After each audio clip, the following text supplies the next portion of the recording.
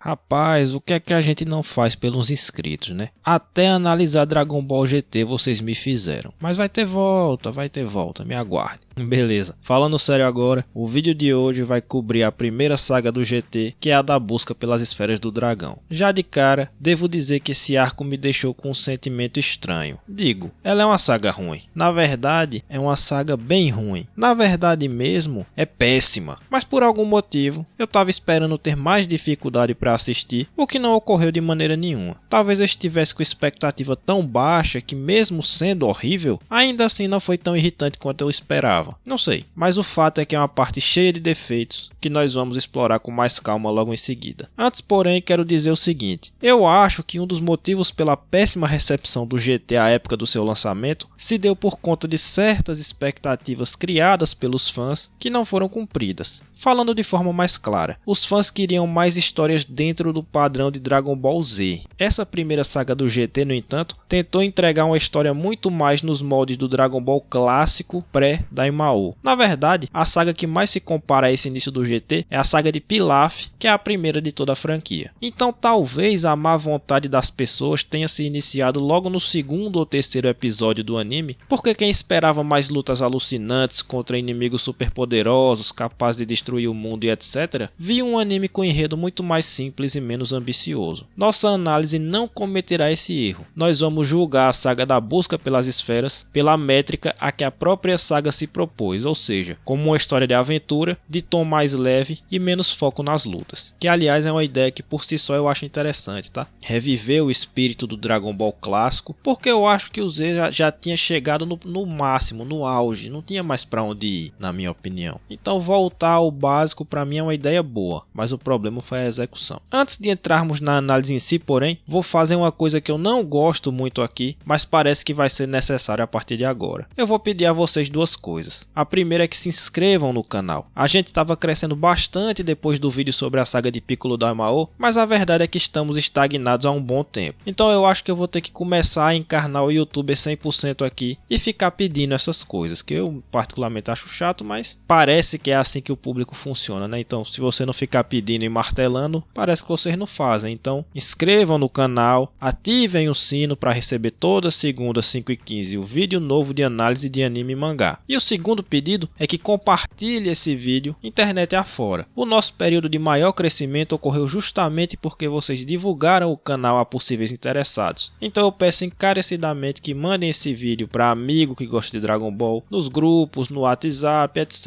etc, etc. Só assim nós poderemos continuar crescendo dentro da plataforma.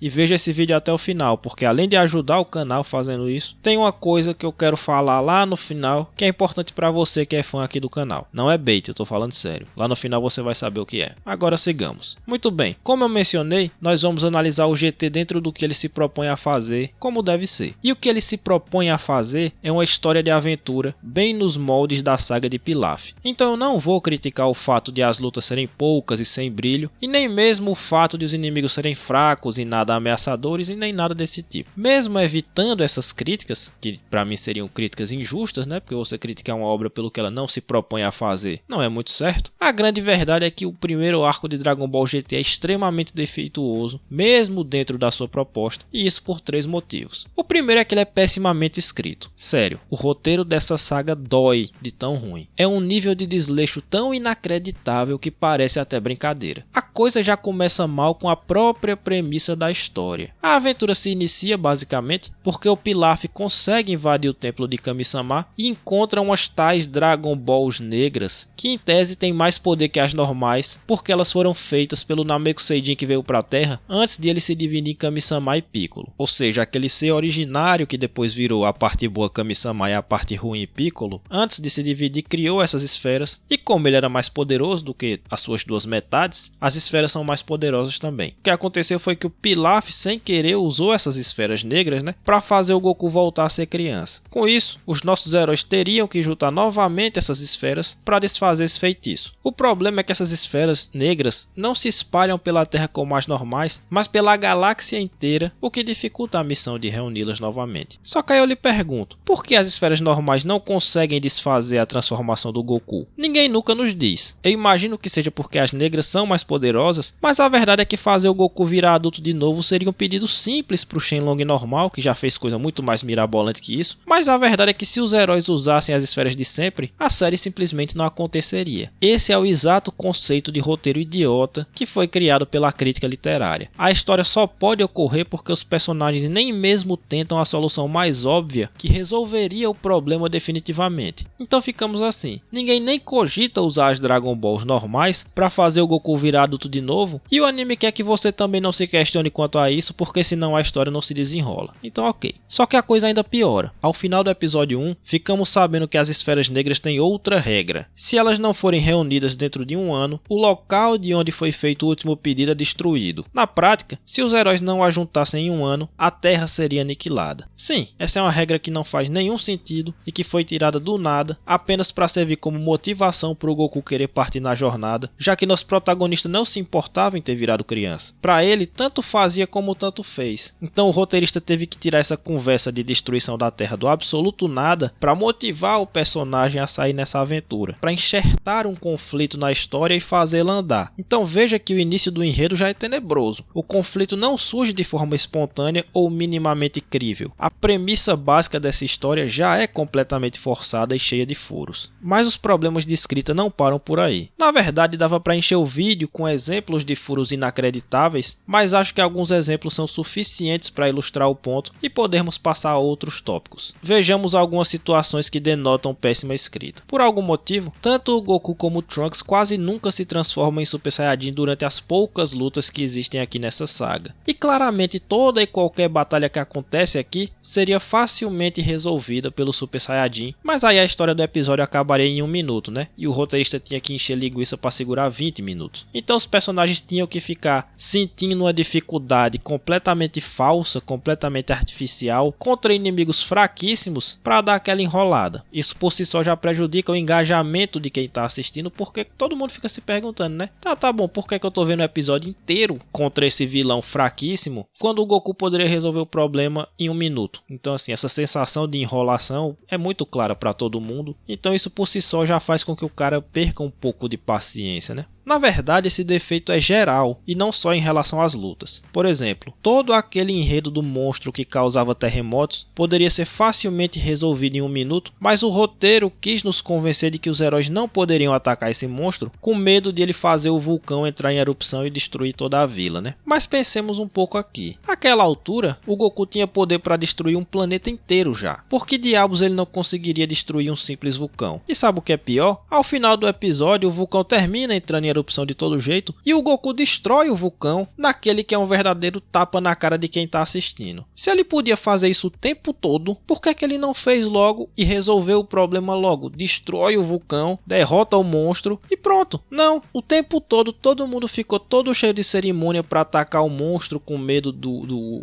da erupção do vulcão, que no fundo era um problema facilmente resolvível. Mas a resposta do porquê que isso aconteceu é simples. Se o Goku ou o Trunks derrubassem o monstro com a facilidade que seria coerente com o roteiro, não tinha episódio. É esse nível de bizarrice, de erro grotesco, de erro básico de roteiro. Quer ver outro problema? O power scaling do GT não faz nem um pouco de sentido. A gente tem que se lembrar que os eventos do GT são posteriores à saga Buu. Aí veja que em algum momento lá o Goku começa a lutar com um chicote que virou um demônio. É exatamente isso, é um chicote que virou um demônio, o GT tem dessas, né? E aí o Goku, transformado em Super Saiyajin, perde essa luta. Então esse chicote demônio é mais forte que o Freeza? Porque o Super Saiyajin obviamente humilhou o Freeza, como a gente viu na saga de Namekusei. Então esse aleatório é mais poderoso do que o Freeza, que era o imperador do universo? Até poderia ser, mas esse mesmo chicote demônio foi completamente destruído com uma simples bola de energia do Trunks. O Trunks só jogou uma energia nele e ele sumiu. E por sua vez o Trunks nem estava assim tão forte, porque ele estava destreinado. Ele fala isso a todo instante durante essa saga, que ele parou de treinar, que ele ficou desleixado, etc. Então, quer dizer, onde está a lógica disso tudo? O Trunks destreinado é mais forte que o Freeza e que o Goku Super Saiyajin? Novamente, não questione, apenas siga assistindo. Enfim, há outros erros grotescos grotescos na escrita dessa história, como por exemplo o fato de que, em tese, essa aventura é para impedir a Terra de ser destruída, mas ao invés de irem os caras mais fortes que tem na Terra, o Goku, o Vegeta, o Gohan, o Piccolo, o plano original era ir o Goten e o Trunks, justamente porque eles estão fracos, porque eles estão precisando treinar. Ou seja, o destino da Terra é colocado assim de lado, né? Qualquer coisa aí, vai lá. Mas enumerar todos esses furos de roteiro seria inútil aqui. Eu acho que o ponto já ficou muito claro, que são erros muito básicos e muito graves. O segundo motivo pelo qual Dragon Ball GT é bem ruim, ou pelo menos essa saga, né, é o fato de que ele tenta ser uma história de aventura nos moldes do arco de Pilaf, mas ele é na verdade uma reciclagem do arco de Pilaf e de outros arcos em vários aspectos. Começamos pelo óbvio, o Goku novamente vira criança para tentar evocar o feeling do Dragon Ball clássico. Outro exemplo é a própria história do monstro que criava terremotos. Toda essa parte do enredo é basicamente a história do Oolong aterrorizando aquela vila no início do mangá, com um detalhe ou outro diferente, né? Aquela parte do Oolong lá na saga de Pilaf. O primeiro planeta que os heróis encontram, inspirado nas Arábias, né, pelas vestimentas dos habitantes e tal, e com forte comércio, parece muito aquela cidade lá que a gente viu na saga de Pilaf, que era aterrorizada pela gangue dos coelhos, que também era uma cidade inspirada na Arábia e também era uma cidade centrada em comércio. Aliás, aqui também chega um momento no qual a população fica com medo dos heróis por acharem que eles são criminosos, tal qual ocorreu com a Bulma na saga de Pilaf, quando ela chega na cidade, né, vestida de coelho, e aí ela é confundida com os membros da gangue dos coelhos, etc. A parte na qual Goku destrói o vulcão com Kamehameha é quase idêntica àquela na qual o Mestre Kami destrói a montanha de fogo na qual o Rei Cutelo morava. O personagem do Dr. Mil é muito parecido com o Dr. Gero e tem os mesmos planos de dominação mundial. O tal do Lud era um ser que só conseguiria despertar se acumulasse uma grande quantidade de energia tirada dos seres vivos, né, das pessoas, exatamente como o Majin Buu, enfim. Então assim, é muita reciclagem de ideia, é muita coisa parecida.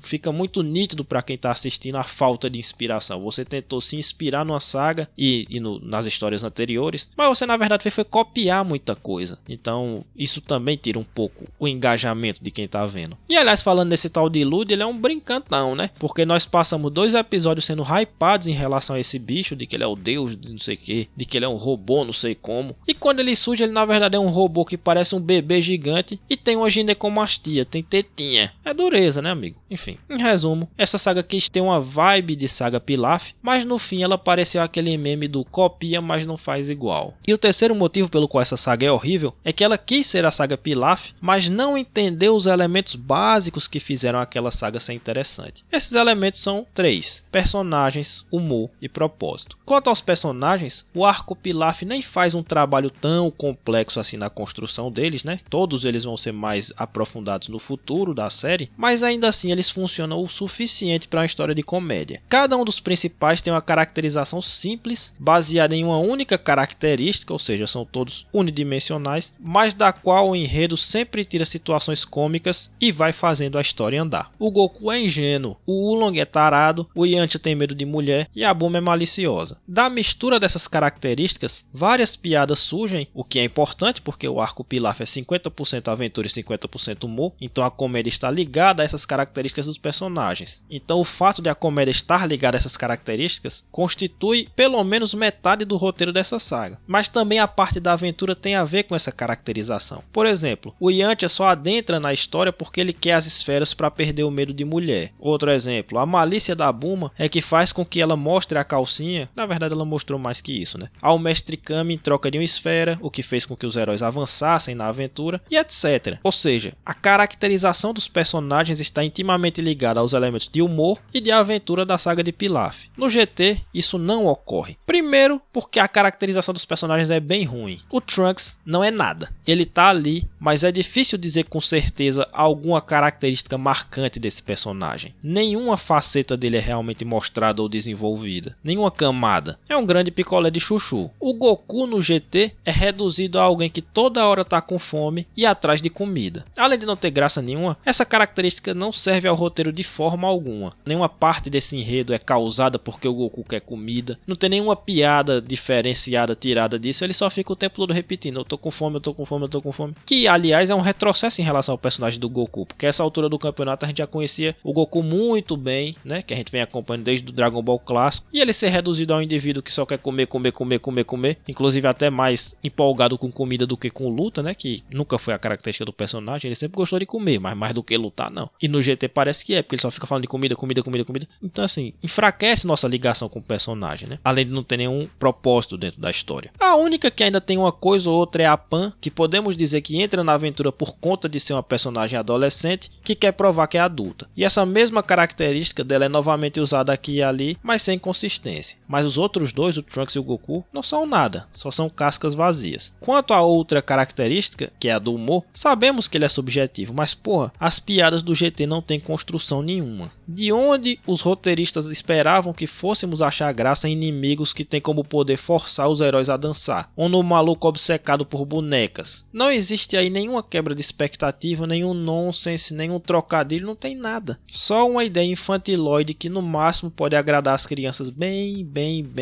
jovens. O humor do Dragon Ball clássico era propositadamente idiota, mas havia ali uma certa malícia, uma certa sacanagem que dava um tempero. E havia construção nas piadas, havia quebra de expectativa, né? Por exemplo, o fato do Yantia ter medo de mulher já é uma quebra de expectativa porque ele era um guerreiro forte, ele era um ladrão do deserto. O fato de ele ter medo de falar com mulher já é uma quebra do que se espera de um homem desse tipo. Entre outras piadas, né? Que a gente pode, se a gente fosse pegar aqui, a gente fosse elencar, a gente veria que todas elas têm uma construção. Então, a piada é idiota, mas ela é estabelecida de uma forma técnica. No GT não, no GT é só bobeira do tipo o vilão que força o cara a dançar, o outro que é obcecado por boneca, fica trocando roupinha de boneca. Eu não achei nem engraçado, eu achei estranho, eu achei creepy. Enfim, então o humor do GT, ele só tá ali, ele é jogado. Uma ou outra piada se salvam, né? Não vou dizer que 100% das piadas são ruins, mas é um ou outro bem pontualmente. E o propósito da aventura é outra característica essencial para o sucesso do arco Pilaf e que não está presente no GT. O arco de Pilaf é uma aventura simples e objetiva. Os heróis vão a cada capítulo vivendo uma aventura nova e reunindo as esferas. Ao final de pouco mais de 10 capítulos, o arco já está nos seus momentos finais e, aliás, o desfecho da aventura é genial, com os heróis conseguindo tudo o que desejaram o tempo todo, mas sem precisar das esferas. Então a aventura teve um final satisfatório, teve uma recompensa. Eles estavam na aventura buscando o objetivo e alcançaram esse objetivo, mas ironicamente não precisaram das esferas que eles tanto buscaram para chegar a esses objetivos, né? É um ótimo exemplo, um ótimo uso daquela história de que a jornada é mais importante do que o objetivo. Nesse caso, a jornada deu o objetivo, mas por meios diferentes. E o vilão foi derrotado de forma humorística, o que honrou a parte da comédia. Então veja que a saga Pilaf tem um andamento rápido, leve e no final tanto a aventura quanto o humor geram uma recompensa ao leitor. O GT, além de enrolar absurdamente nessa jornada pelas esferas, fica empilhando novas aventuras sem mostrar uma real evolução no andamento desse enredo. Ao final da saga, os heróis só estão em posse de 3 esferas, e aí os roteiristas acharam por bem encerrar bruscamente esse arco e começar a chamada saga de Baby, que já é bem mais inspirada em Dragon Ball Z do que no clássico. Então